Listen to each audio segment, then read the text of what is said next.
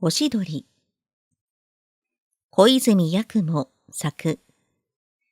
多部隆二役。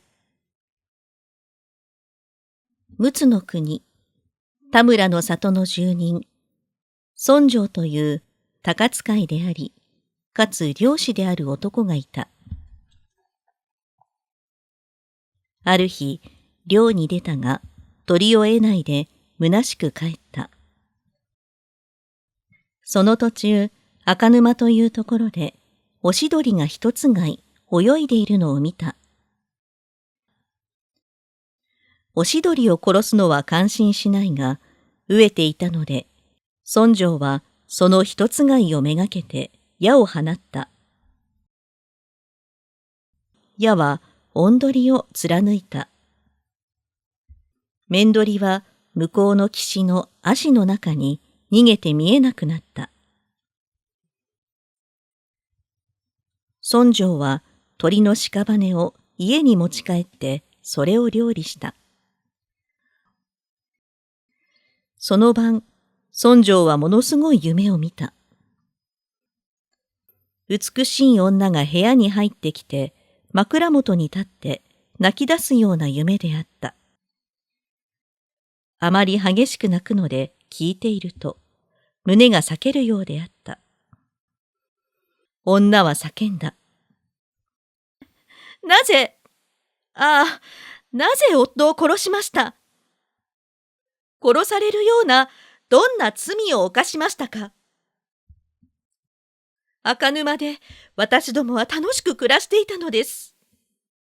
それにあなたは夫を殺しました。あなたに一体何の害をしたでしょうか？自分で何をしたかあなたは分かっていますか？どんな残酷な、どんな悪いことをしたか分かっていますか？あなたは私も殺しました。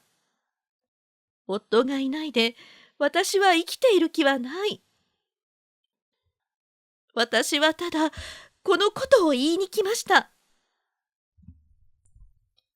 それからまた大声で泣き出した。あまり激しく泣いたので、その泣き声が孫城の骨の髄まで染み渡った。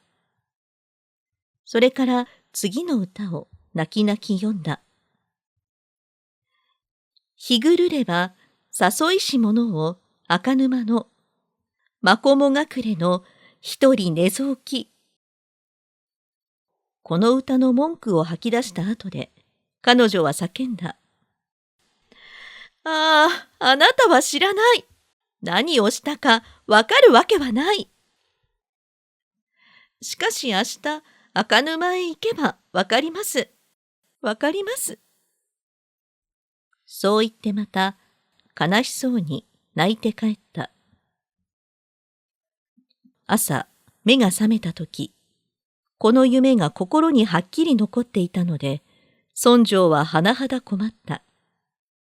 しかし明日、赤沼へ行けばわかります。わかります。という言葉は彼にとって忘れられなかった。